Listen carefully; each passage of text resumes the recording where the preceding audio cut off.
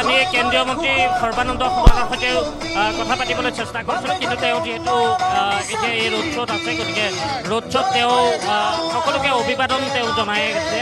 গতিকে তেওঁ এই সময়ত খুব বেছিকৈ কথা পাতিব বিচৰা নাই, কিন্তু মই সুৰেণ ফুকনৰ সৈতে কথা পাতিবলৈ যত্ন কৰিম। সুৰেণ ফুকন আছে, একো নুশুনি। সুৰেণ ফুকনেও কৈছে যে একো নুশুনি, কিন্তু আমি তাৰ মাজতে সুৰেণ ফুকনৰ সৈতে আমি অকণমান কথা পাতিম। সুৰেণ ফুকন ডাঙৰীয়া, যে ৰোড শ্ব'ত যথেষ্ট সংখ্যক লোকে অংশগ্ৰহণ কৰিছে, ইয়াৰ পিছতো অসংখ্য লোক আছে।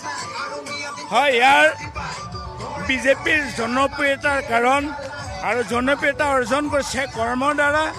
আজি দুখীয়া, নিচলা, অকৰা, অজলা, শিক্ষিত, অশিক্ষিত সকলো শ্ৰেণীৰ কাৰণে আজি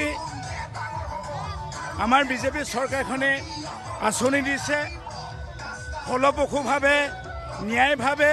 সেইকাৰণে স্বতঃস্ফূৰ্তভাৱে সকলো ৰাইজ ওলাই আহিছে আৰু এই প্ৰমাণ কৰে যে ভাৰতীয় জনতা পাৰ্টীৰ আজি প্ৰধানমন্ত্ৰী ডাঙৰীয়া, মুখ্যমন্ত্ৰী ডাঙৰীয়া বা আমাৰ কেন্দ্ৰীয় মন্ত্ৰী সৰ্বানন্দ সোণোৱাল ডাঙৰীয়াৰ জনপ্ৰিয়তা কিমান। আজি স্বতঃস্ফূৰ্তভাৱে আজি হাজাৰ হাজাৰ লোক ওলাই আহিছে আৰু আমি ক'লো যে অন্ততঃ 50,000 পৰা 60,000 ভোটৰ ব্যৱধানত জয়ী হ'ব। ডিব্ৰুগড় সংসদীয় সমষ্টিটোত আপুনি কি ভাবে যে গোটেইকেইটা সমষ্টিত 5 লাখ কি কি কথাত মানুহে ভোট দিব পাৰে? আপুনি কৈছে আঁচনিৰ কথা, আৰু কি কি কথা থাকিব পাৰে? কি কি নিকাভাৱে আজি যিখিনি 1 লাখতকৈ অধিক চাকৰি দিছে মেধাৰ ভিত্তিত, দুখীয়া ছাত্ৰ ছাত্ৰীসকলে মেধাৰ ভিত্তিত পাইছে, ধনীসকলে পাইছে আৰু প্ৰতিটো স্কিম ন্যায়ভাৱে কৰা হৈছে। আমি বিধায়ক হিচাপেও অনামতে ৰাইজৰ লগত আছোঁ। ৰাইজৰ আঁচনি হ'ব যাতে সফলভাৱে ৰূপায়ণ হয়, তাৰ কাৰণে মুখ্যমন্ত্ৰী ডাঙৰীয়াৰ নিৰ্দেশ দিছে আৰু আমিও অপ্ৰাণ চেষ্টা কৰিছোঁ প্ৰতিটো আঁচনিয়ে জনসাধাৰণৰ যাতে 100% সফলভাৱে ৰূপায়ণ হয়। সেইকাৰণে সংকল্প পত্ৰ বিজেপিয়ে প্ৰকাশ কৰিছে। সেই সংকল্প পত্ৰত আমি দেখিছোঁ যে কৈছে যে 70 বছৰৰ ওপৰৰ যিসকল লোক আছে, 70 বছৰৰ প্ৰতিগৰাকী ব্যক্তিকে আয়ুষ্মান কাৰ্ড দিয়া হ'ব। তেওঁ ধনী হওক, তেওঁ দুখীয়া হওক, তেওঁ মধ্যবিত্ত। ইতিমধ্যে আয়ুষ্মান কাৰ্ডৰ দ্বাৰা বহু লোক লাভান্বিত হৈছে। যি বহু দুৰাৰোগ্য যেনেকৈ কেঞ্চাৰ, ব্ৰেইন টিউমাৰ, হাৰ্টৰ, নাৰ্ভৰ, বাৰ্ণৰ এনেকুৱা বিভিন্ন ৰোগৰ আক্ৰান্ত বহু দুখীয়া মানুহে এই আঁচনিৰ দ্বাৰা উপকৃত হৈছে। আৰু ইতিমধ্যে মুখ্যমন্ত্ৰী ডাঙৰীয়া চৰকাৰখনে সিদ্ধান্ত লৈছে প্ৰত্যেকগৰাকী ব্যক্তিয়ে যিসমূহ আমাৰ বিশেষকৈ BPL কাৰ্ড আছে সকলোকে আয়ুষ্মান কাৰ্ড 5 লাখ টকীয়া কাৰ্ড দিয়াৰ ব্যৱস্থা কৰিছে। ধন্যবাদ জনাইছোঁ। সুৰেণ ফুকনৰো দাবী যে 5 লাখ ভোটতকৈ বেছি ভোটত অগ্ৰগতি লাভ কৰিব এই সমষ্টিটোৰ পৰা। ব্যৱধান কিমান থাকিব? যি বিৰোধী প্ৰাৰ্থী আছে, বিৰোধী প্ৰাৰ্থীতকৈ বিজেপি প্ৰাৰ্থীয়ে 5 লাখ ভোটৰ ব্যৱধানত জয়লাভ কৰিব।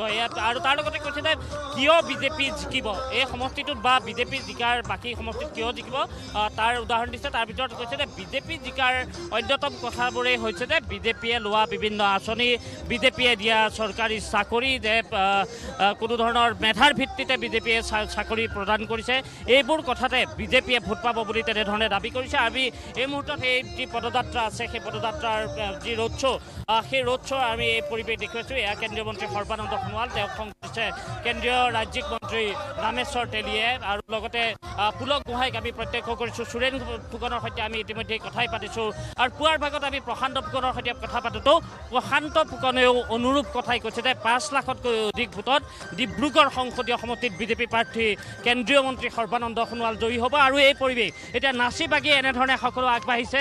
আমি সেই নচাৰ পৰিৱেশ আমি দেখুৱাইছোঁ। সকলোৱে এনেধৰণে নাচি বাগি অংশগ্ৰহণ কৰিছে। 1 কিলোমিটাৰতকৈ অধিক সময় খোজকাঢ়িছে আপোনালোকে, তাৰপিছতো ভাগৰ লগা নাই?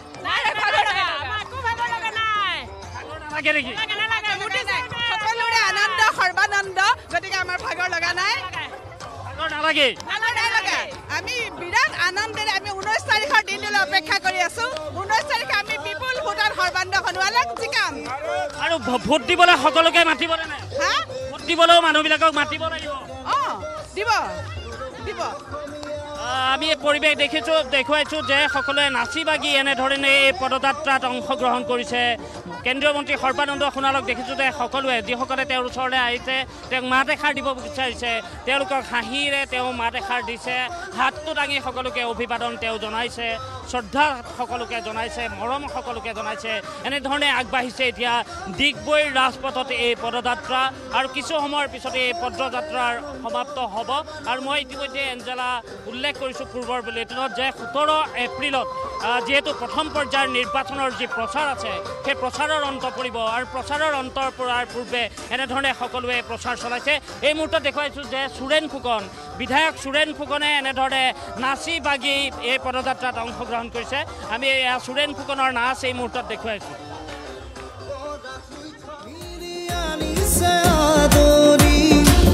অসমলে এইবাৰ বিজেপি চৰকাৰ সকলোতে আনন্দ সৰ্বানন্দ অসমৰে আনন্দ সৰ্বানন্দ সকলোতে আনন্দ সৰ্বানন্দ অসমৰে আনন্দ সৰ্বানন্দ সকলোতে আনন্দ সৰ্বানন্দ অসমৰে আনন্দ সৰ্বানন্দ সকলোতে আনন্দ সৰ্বানন্দ অসমৰে আনন্দ সৰ্বানন্দ সকলোতে আনন্দ সৰ্বানন্দ অসমৰে আনন্দ সৰ্বানন্দ সকলোতে আনন্দ সৰ্বানন্দ অসমৰে আনন্দ সৰ্বানন্দ ফুৰিল পদুম ফুৰি আহিল বিজেপি বলিল বতাহ বলিল এয়া বতাহ সলনি কত জাতি জনজাতি মিলি আনিছে আদৰি অসমলে এইবাৰ বিজেপি চৰকাৰ সকলোতে আনন্দ সৰ্বানন্দ অসমৰে আনন্দ সৰ্বানন্দ সকলোতে আনন্দ সৰ্বানন্দ অসমৰে আনন্দ সৰ্বানন্দ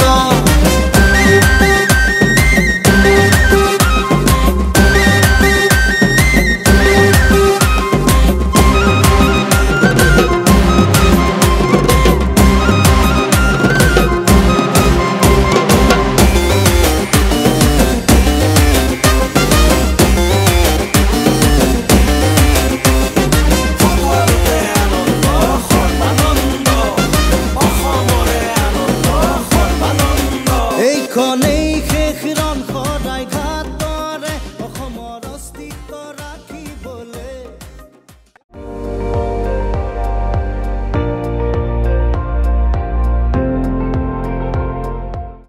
আপুনি চাই আছে ND24 সৰ্বশ্ৰেষ্ঠ নহয় সৰ্বোত্তমৰ দৌৰত